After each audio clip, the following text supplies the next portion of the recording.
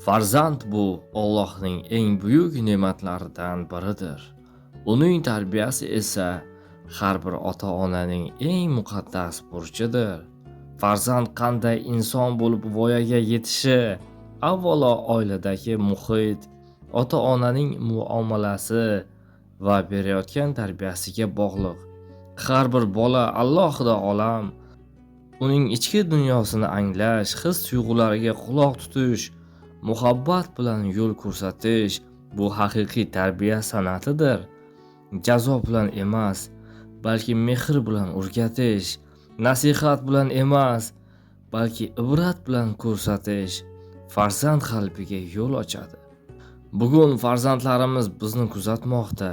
Har bir so'zimizni, harakatimizni, hatto jimligimizni ham o'rnak sifatida qabul qilmoqda. Shu sababli biz qanday inson bo'lsak, ular ham shunday bo'lib ulg'ayadilar.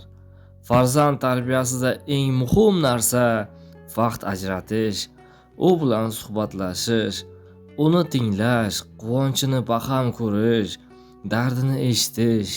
Bu narsa puldan ham, sovg'adan ham muhimroqdir.